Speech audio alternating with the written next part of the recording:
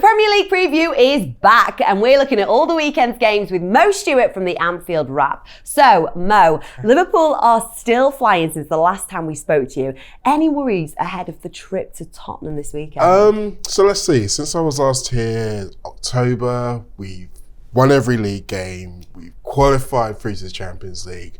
We're world champions. We won 2 derbies. I think we're doing okay. Very humble as well. I'm sorry. Like, to be honest, I speak for most Liverpool fans. We are still pinching and slapping ourselves at how good it's been so far. You have a right to feel that way. Do you know what? Just while we've got you as well, how does it feel to be a Liverpool fan right now? It's amazing. Genuinely, it's amazing. It's one of those things, for me in particular, who's seen us come close and had to see certain other teams lording over us for quite some time, to be in position to be able to do that to other people and all those other teams to be in peril themselves. It's just important not to let it slip at this point, I think, now. Well, on that note, do you think you can go the remainder of the season unbeaten? Genuinely, if you'd asked me at the start of the season, I'd have said definitely not. Genuinely now, I think it's a possibility. And the reason I say that is because of the period that we've just come through, where so much was thrown at us in terms of injury, in terms of the amount of games, in terms of where those games were, and every single hurdle we've been able to just clear it. We're in such a groove right now that I wouldn't put anything past this team. It still would be a really tough thing to do, let's not get me wrong. But I wouldn't put it past them, I really wouldn't. Yeah, you believe that it can happen. Well, Statman Dave, welcome back. Jose Mourinho has lost 4 games as Tottenham manager already, and Middlesbrough held them to a draw in the FA Cup. What isn't quite clicking or working for them at the minute? I just think they've slipped away from Pochettino's football, and kind of seeing the post real good Mourinho Manchester United football, where it's along the back 4, comes back to one wing, then switch to the other side, and there's no real penetration. And I think when Mourinho first came, we saw a lot of passes to the feet of the forwards, and now we're not seeing that. I remember watching Harry Winks for the first time under Mourinho, and he was playing forward, he was linking with the forwards, and they looked good. They had that ability to break teams down, and now they just look really, really boring. They've sort of defaulted back, and it is a shame for Tottenham. Very poor defensively. Going forward, they've lost Harry Kane. So now it's a struggle for Mourinho. What does he do? There's a lot of questions. Is he going to have to go into the transfer market? Will Daniel Levy back him? Traditionally, he hasn't really backed managers. He picks the players, he picks the transfers.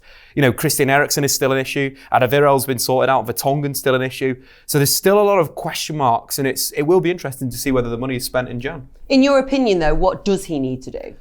I think he needs to get that side of, the likes of Giovanni Lo Celso, Ndombele into the team consistently. I think Christian Eriksen doesn't want to sign a new deal. I'd arguably not put him in the 18.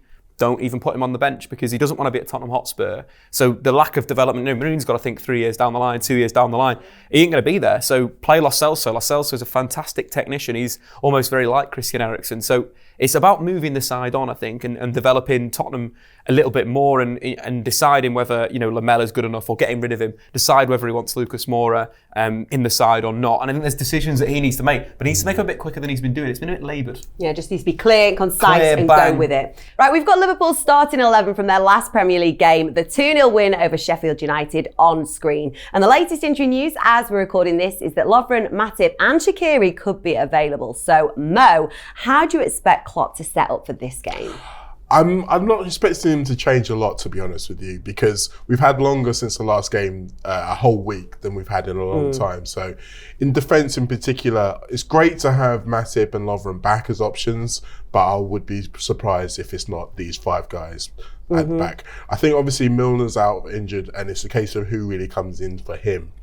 Me personally, I would like to see Alex Oxlade-Chamberlain come in. I think when you look at what Spurs have got in midfield at the moment, they've got players who are out of form, and they're trying to cling to a certain system. He's a system breaker. He just runs at people. He will draw people in and then leave space for these deadly 3 up top. So that's the way I would be going. So what we're looking at the minute is as you think it will stand? Yeah, I think so. Statman Dave, would you agree with that? Yeah, I think so. I think Liverpool have looked very, very good. You can't look past it. They've looked very, very good. The only option would be if Klopp wants to maybe rest one of the guys and bring Minamino into the front 3. I can't see that because of the games and how the players have already been rested. So I think it will very much be full strength. The only potential one is Naby Keita in midfield. I think he's shown over the Christmas break that he is this player we've all perceived him to be. Very, very dangerous on the ball. Similar to Oxlade-Chamberlain, he will break a system. He will drift through a tackle. He will go past you. So that would be the only one that I'd potentially see in there. Obviously, Milner's a big loss. He's been fantastic. Fabinho's out as well. Henderson, though, has been just really, really good. It's been so pleasing for me to see everyone else kind of getting onto what he does and what he's done. And yes, he does feel like he's stepped it up a little bit. Since Fabinho's been out, he's taken it upon himself to go in and go back to that role that he did for most of last season. And he's excelled in it. He's able to control the tempo of games. He's able to get the people who we need in the creative positions in space at the right time. And if you look at the way that we've not conceded goals over the last 5 games, I put so much of that down to his control from that position. So yeah, keep going. Yes, it's quite an interesting one with just to round that off, stats-wise. Since Mourinho took over at Tottenham, Liverpool have kept the most clean sheets. So it's kind of coincided with Mourinho back in the league. Alisson, I think, is vitally important to that. He is just, Adrian did a decent job, but different levels. Oh yes, very much so. It's still, you can still tell we're going up a level when we get Alisson. And again, talking about control, that's what this Liverpool team has exuded from everywhere. And when you think about him and him and him, it's going to be really difficult to see how Spurs are going to get through. Yeah, they aren't going to be looking forward to that, are they? Thank you very much for that, guys. Right, let us know your predicted 11s in the comments. Would you like to see Minamino start in his first Premier League game? Statman Dave, if we drop a Spurs 11 into that, bearing in mind that Tottenham now have long-term absences for Lloris, Sissoko, Ndombele, Davies and Kane, where do you think the key battles are going to be in this one? It's a difficult one because you mentioned there's so many players out injured. Gazzaniga looks so... If you look to test him, he usually crumbles. So if Liverpool are getting shots at goal through their front three, there's going to be big problems there. I think you potentially got to look at someone like Sessegnon playing as a defender as well up against Mohamed Salah. That's going to be an issue. Mourinho's quotes pre-game was he wants Sessegnon to be more aggressive, more angry. And that just feels like the wrong mindset to come in, that you need someone to jump up for a game against Liverpool. I think midfield, there's an issue there with, the injuries. Sissoko, again, another absentee from this week where we see Lo Celso and Harry Winks. That's a very ball-playing midfield. That's probably the midfield I'd play. The only problem with that is Harry Winks was awful in the Champions League final. Liverpool just stopped him with James Milner, with Henderson pressing him. The front three as well, no Harry Kane. It's almost a weak team, but maybe that fits Mourinho a bit better. I think when you look at this Spurs team in particular, and you think back of Mourinho when he was successful, there's always been a defensive midfield linchpin. I mean, even going back to Porto with Costinha, Chelsea with Makelele and with Matic, Real Madrid, Khedira, Inter, Cambiasso. And he did try to do that with Eric Dyer when he first came in. Unfortunately, Eric Dyer just does not have that in him right now. And that's going to be his biggest problem, trying to find someone who can shield the defence, because this is a defence and a team that have got a lot of mistakes in them. Yeah. I mean, they've conceded the first goal, I think 5 games in a row. And the way Liverpool controlling games at the moment, you can see them going out there and just holding and saying, okay, we're just going to wait for you to make a mistake. And if you haven't got any real defensive shield in there, that's probably what's going to happen. So I think the interesting side here, Sergio Herrera, is that brittle player, the player that needs protection. If you don't protect him, then there's going to be issues. If Mane can get isolated, you're thinking if Liverpool can move the ball from Trent Alexander-Arnold, as they like to do, and switch that play and create that 1v1 out wide, that is going to be a problem. You're thinking whoever's going to play right side in midfield, Lucas Moura or Eric Lamela, as we've got on screen, they're not naturally going to drop back and defend. And that could be a really big issue for if that switch of play comes from Trent or even, one of the central midfielders. Big problems. Yeah, they're certainly going to have the work cut out, aren't they? Put it that way. So there's a lot of fixtures taking place across the weekend. Let's have a look at them. The Friday night fixture, Sheffield United, West Ham. Mo, what are we saying for that? I can't see past the Sheffield United win. I know that obviously West Ham have got Moyes in now. They had a bit of a bounce, but I think a lot of that was down to the fact they were playing a very poor Bournemouth side. Sheffield United look good. They look organised. I can't see them losing this game. Sheffield United win for you. Right then, Dave, 12:30 kick-off, Crystal Palace, Arsenal. It's going to be a real test for Arteta. Palace are just such an ugly team, but they're effective in what they do. They sit deep and they break. With Zaha now back in a little bit more of form, they've got the ability to break through Arsenal's lines. I think you can press Arsenal, but Palace won't. They'll sit off and they'll just counter-attack. And it will be about, the Guendouzi's in midfield, the Granit Xhaka in midfield. Can they open people up and can they unlock the door? Because that's what it's just going to be, attack versus defence. I just think, I've got a feeling it's going to be a bit of a banana skin for Arsenal. I just think this is another one of those games where Palace will be physical with them. They'll sit deep. You'll see a man-of-match performance from one of their centre-backs, like a Martin Kelly, and then you're laughing. They can't really afford a banana skin though, can they? This should be a good game, Chelsea-Burnley. It will be a good game. I think a lot of it will depend upon Burnley strikers and if they're fit. I think there are doubts about both Wood and Barnes. If they're neither of them playing, I think Chelsea will have quite an easy game. But Burnley have had good results at Stamford Bridge before, so if they've got those two in tandem, they'll go there with a bit of confidence. And I think Chelsea have actually looked better away from home than they've looked at Stamford Bridge this season, so I wouldn't be surprised if that's a draw. Right then, Everton-Brighton, Dave. Everton.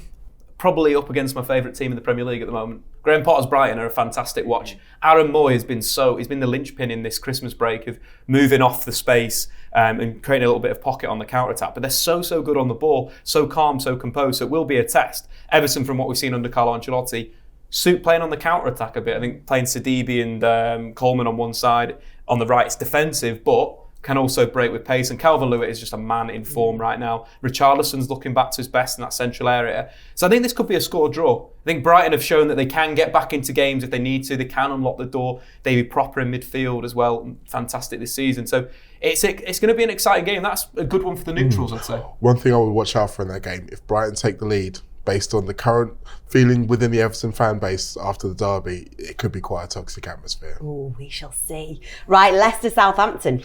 Well, Leicester didn't really look that great, I have to say, midweek against Aston Villa, and it was quite a strong team from them. Yeah. So it might be that they're getting into a period where games are starting to catch up with them. Southampton are at their highest peak in terms of confidence, in terms of playing structure. They've got a striker on fire in Danny Ings. This is going to be another tough game for Leicester. I feel like they probably will just have enough though. They've got Vardy, who's still in really good scoring form. Southampton, again, it's another defence that sometimes has a mistake in there. So it might be high scoring, but yeah, I think Leicester just. You've got two of the best English forwards playing Vardy versus Danny Ings, top scoring. But I think with Leicester City missing Wilfred Ndidi, that's big. Most tackles, most interceptions in the league. They did look poor against Villa. They played a back three. I didn't know why he went with that. It was strange. And I think with Southampton, they've been pressing so well. They've been aggressive. They could catch Leicester City out the back. There's going to be one upset this week. It could be Southampton away at Leicester City. Ooh, well, we'll see, eh? Dave, I wonder how you think this one's going to go. Man United, I think 5-1, I think. It's the Statman Dave, Chris Sutton derby. So there's a lot riding on this game. Man United need to focus on Bundia. Bundia has been fantastic in a creative sense, but also in a work rate. He's the only player that's completed over 50 dribbles, tackles and chances created in the league this season. 7 assists. He's a man. If there's anyone to feel to free their attackers, whether Pukki will be fit or not, is still a bit of a doubt. It'll be Bundia in there. So he's someone they've got to watch. Cantwell as well has got a great record against the top 6 sides. He's got a goal scoring record. I think it's goal or assist every 134 minutes. So he's someone that you've got to watch out for. I think there's a lot of attack there. But United did show away at Norwich that they can really open the door there. They're a team that Norwich like the ball. Man United love playing teams that like the ball. So I could see a bit of a hammering. Ooh, let's see. Wolves, Newcastle, man. Again, I think Wolves are in good enough form to be able to get this over the line. Newcastle, again, they're a really hard team. They're horrendous to watch. They are absolutely rubbish. I was going to try and be nice, but no, you're right. They are. Get down off that fence. Okay. Absolutely rubbish. They don't really look like they're enjoying playing their football. Matt Ritchie coming back is massive for them because balls from him to the strikers is pretty much their main attacking weapon, whether or not they can get it going. Conor Cody's been fantastic at the back for Wolves, marshalled that defence really well. Again, I can see this being quite an easy win for Wolves. Yeah, they're just going to be too strong, aren't they? We've had a look at Spurs, Liverpool. Let's take a look at their Sunday fixtures then. Bournemouth, Watford. Both of them are going to want to win this. It's a 6-pointer that. I think Watford, the form that they're showing with Troy Deeney back in the side as the focal point, players like Delafeu and Sarr playing close to him and Decore's driving runs from midfield. They've got quite a good setup. And for Eddie Howe, they're in a really bad run of form. Strikers aren't scoring, the midfielders aren't creating, they're not winning the tackles, they're conceding sloppy goals. This has got Watford written all over it, but the question is for Bournemouth is, when do they start to think, is this the end of the project with Eddie Howe? Like, is it got to a point where it can't motivate them anymore? Is that an issue? I think what will work in his stead for Eddie Howe is the ridiculous amount of injuries they've got. I mean, that is a big thing. It is a big thing, and it's been most of their good players who've been injured as well. When you think about Josh King, Ake's been injured as well. I think that's been massively. Ake's been the big one. He has, and Bournemouth are a weird team. Every time you think, okay, that's they're it, done. they're done. They'll pull some result out of them, and I wouldn't be surprised if they win this game. Really? Despite looking nothing like winning a game for weeks, they just come out of there and win this game. Mo's going with a Bournemouth win. You're going with a Watford win. I think so, Statman Dave. Right, then let's have a look. Aston Villa, Man City. I mean, you don't know how much I want to say an Aston Villa win, but I can't. Does it even matter anymore? Liverpool have won the league, haven't they? It still matters, and it hasn't officially happened yet. You're not going to say that live that they've won the league? No, when I come back in March, just before we do the derby, and we can win it there, then we'll talk about it. But until that point, I still want our main competitors to drop points. And I still believe City are our main competitors. But if you look at the game that they played midweek at Old Trafford, they were pretty much in third gear from 40 minutes on. They won that game quite easily. I got in at half time. There was a bit of a problem with my ticket, so it was 1-0 to United. I saw. Oh really? Okay. Well, 1-0. It was a good win. Have you got Sky Sports? I'm sure you can watch it again. No. I've seen as much as I want to see of that football game. I'll send you a link. Nah, yeah, it's all right. If he says a bit of tension here.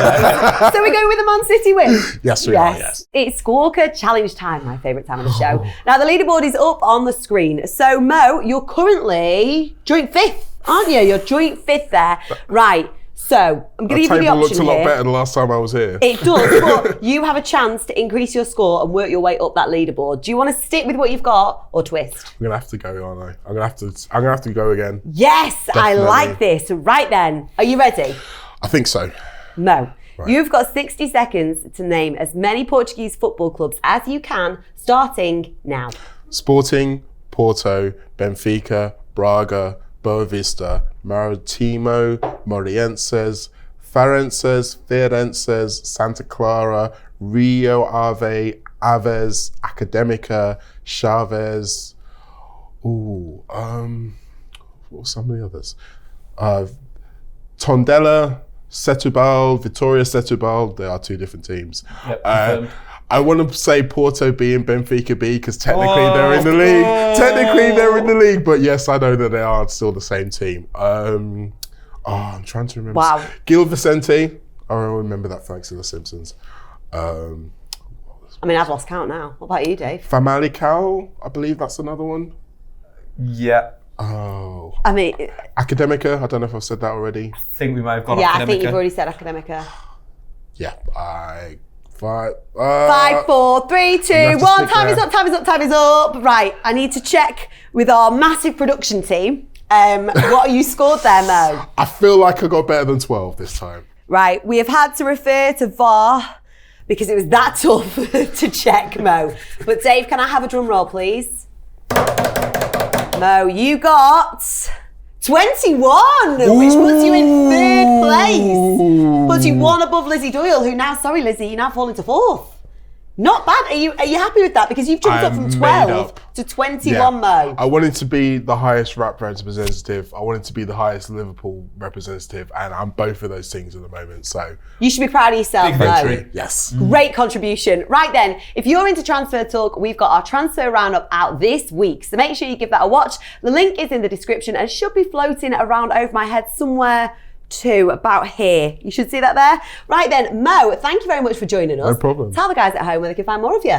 Well, I'm on Instagram at Mo__Stewart. I'm on Twitter at The Mighty Mojo with underscores in between. I'm on the Anfield Wrap all the time. We're on YouTube. You can subscribe to us as well. And you can also catch me DJing some bars in Liverpool if you're that way inclined. Check you out. I think I'll have to come along. Cheers, Mo. Thank you. Statman Dave, thank you very much as always. Thank you guys at home for watching. Remember, if you haven't already subscribed, help us to get a little bit closer to that 100k. We're so close now, aren't we? Enjoy the weekend's fixtures and we'll see you back here next week.